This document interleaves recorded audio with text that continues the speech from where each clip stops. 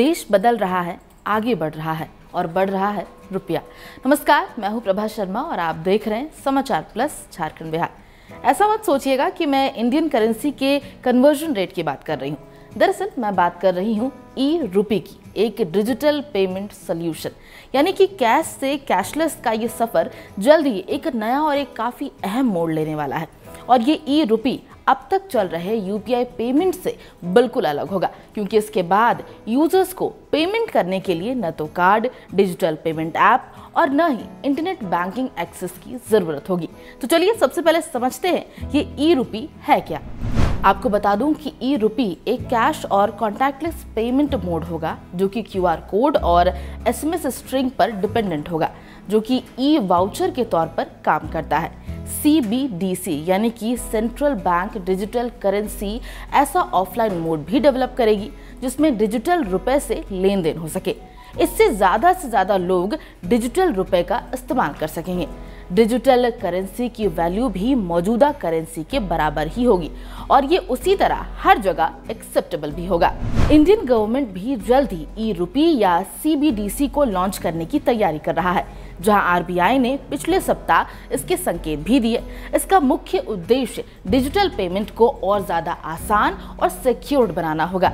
बता दूं कि ई-रुपी को National Payment Corporation of India ने Department of Financial Services, Ministry of Health and Family Welfare और नेशनल हेल्थ अथॉरिटी ने साथ मिलकर बनाया है।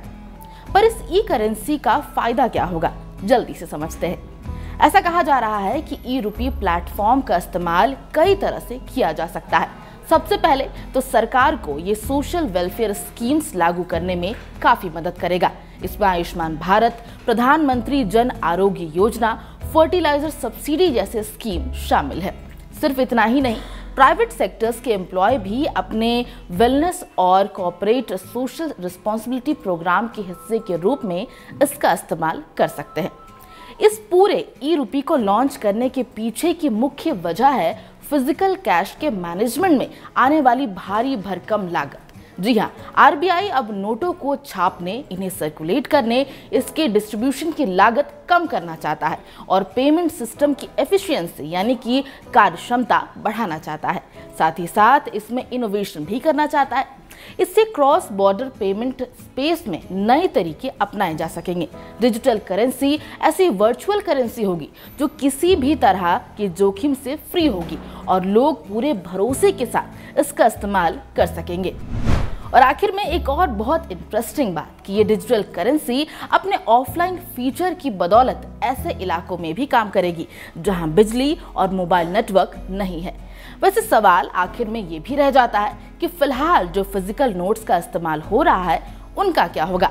फिर क्या नोटबंदी जैसी कोई सिनेरियो देखने को मिलेगी? हालांकि अब तक गवर्नमेंट ने इसे लेकर कोई अनाउंसमेंट नहीं किया है। इंतजार आपको भी है और साथ ही साथ हमें भी।